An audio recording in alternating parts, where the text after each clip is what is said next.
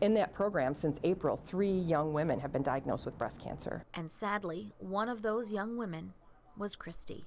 He said, you know, I'm really sorry, but it did come back. It's cancer. I couldn't hold the tears back. It didn't cross my mind, I think, because I'm so young. I didn't think it could be. And I'm like, does this mean it's the end for me? Like, I don't know. You know, all you know at that point is it's cancer. You don't know what stage you're at. You don't know how long this has been inside of you. You don't know if it's traveled anywhere else. Does this mean I'm not going to be here for my son? Here's a brown one. Okay. It took less than a week for Christy to find out she had cancer, and a very aggressive form. But as bad as that news was, she's thankful she found out, and fast, and thanks to the MSU grant. But what about uninsured women over 40 who don't have access to the grant? Well, for that, there's a federally funded program called the National Breast and Cervical Cancer Early Detection Program. To qualify, you must be between 40 and 65 years old and fall below 250% of the poverty level. So, for example, one person would need to make less than roughly $28,700 a year, and for a family of 4, the yearly income would need to be under roughly $58,800. Through the program, women can get free mammograms, breast exams, and all of the tests needed to determine whether a woman has or doesn't have breast cancer.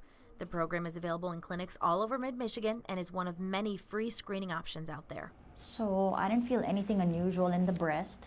But once a woman is diagnosed, then what? Cancer treatment is horribly expensive, and unless you have insurance or can qualify for Medicare or Medicaid, it's going to be a challenge. But there are programs out there that can help you.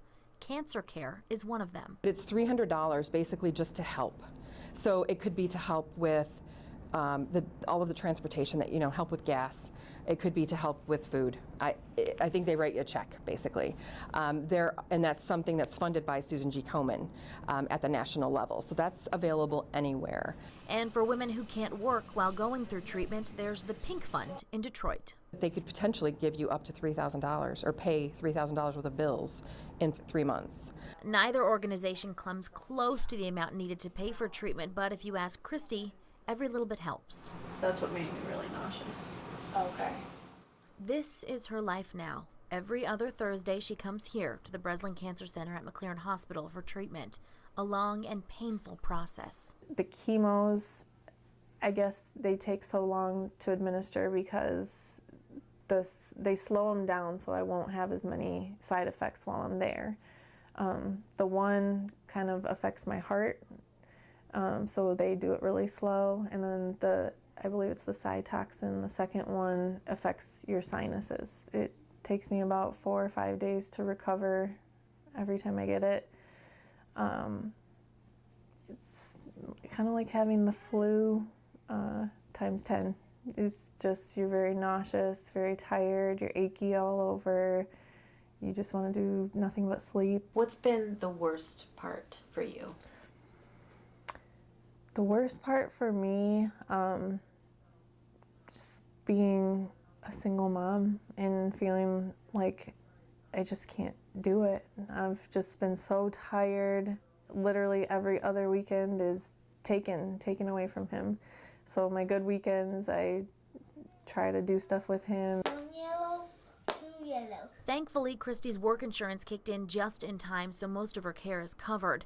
And while beating breast cancer is still a struggle financially, thanks to help from her family, friends, and Susan G. Komen, she can focus the energy she has left on getting better. Chances are you know someone who has, is, or will go through what Christy is going through right now. This year alone, more than 240,000 women will be diagnosed with breast cancer. So what can you do to help? A lot. You can donate, volunteer, even participate in events like the Walk for the Cure. 75% of the money raised through Susan G. Komen goes directly back into the local community towards helping people just like Christy. The rest goes towards research. Research that millions of women who have been touched by breast cancer hope one day will find a cure. My mom, my husband's mom, and then 3 of my mom's sisters have passed away. And if you do find an abnormality, seek out care, treatment right away. Any little weird feeling, check it out. I think we're making great progress. There's a lot of research being done right now, and I think that we have great hope on the horizon. The Cadillac ATS sits front and center, all eyes on the North American Car of the Year. But its roots run deep in Lansing.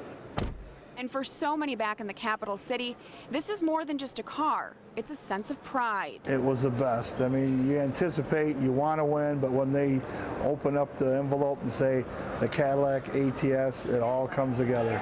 It's all worth it. But even before the first one rolled off the line, its impact could be felt. What it's brought to us so far is it brought us a second shift, so that's a lot of new jobs, and now it's Car of the Year. I mean, this is our baby. This is it.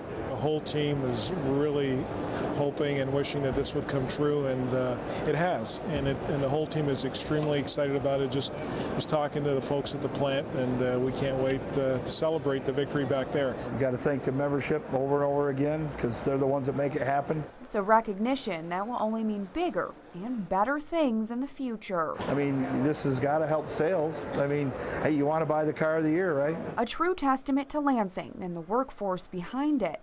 A car that now sits in the spotlight for the world to see. But for those who built it, spent months perfecting it, they'll never forget where it all started. It's put its place in the history of Lansing. It really has. It's been very good to us. At Cobo Hall in Detroit, Deanna Falzone, 6 News.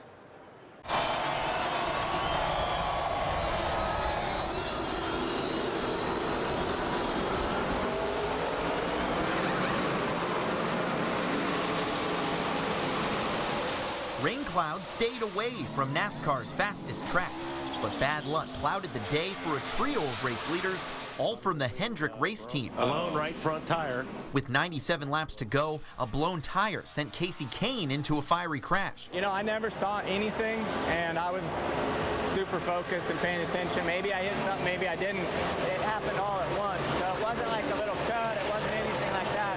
Whatever it was big, and I don't think I hit anything. 24 laps later, Kane's teammate and huge fan favorite Dale Earnhardt Jr. lost the lead when his engine expired into a cloud of smoke. It's frustrating, but you know, you'd rather be leading the race than running in the back and have problems. So at least we were strong. We just got to figure out what's happening under the hood. We've had a couple issues this year, but I'm sure they'll get it sorted out. Dale Jr.'s rough ride opened the door for yet another Hendrick driver, Jimmy Johnson. But just like his two teammates, car trouble spoiled the run. Problems for Jimmy Johnson as he comes to pit road. As Johnson cut a tire with just 2 laps to go. While the Hendrick team struggled to keep cars on the track, Greg Biffle drove his number 16 Ford here to Victory Lane in a car sponsored by the charity called Give Kids a Smile. Well, it just so happens MIS keeps giving Greg Biffle a smile. Congratulations to the 16. This is his 4th career victory here in the Irish Hills, including a win here in the race last August. This has been the best track for us, and to give Ford their 1,000th win in NASCAR this weekend, you know, I think gives everybody a smile in the Ford camp and the Roush camp. What is it about MIS that sets up so well for Greg Biffle? Well, you know, if I knew that, I'd bottle it and sell it for more money than the prize money I got for the race here today. Jack says he wants to bottle what you've got at this track. What would you put in that bottle to help keep hitting victories for the rest of the time? That's a secret. That's a secret I keep with me. First Victory Lane for my daughter Emma on Father's Day. Really excited about that. And, you know, thinking about all the fathers out there, you know, my father that's probably at home watching. Biffle led the final 27 laps on his way to a 3-second victory over Kevin Harvick. And now Biffle squarely in the Sprint Cup chase, sitting 8th in the standings. We still weren't the fastest car today, but we were when it counted. We got to work on our cars some more and continue to build on this momentum. Second and a win. We go on to Sonoma and Indy and see what we can do. And when the Sprint Cup returns to MIS on August 18th, don't be surprised if Biffle's back in front at his favorite track. In Brooklyn, Kevin Gale, 6 Sports.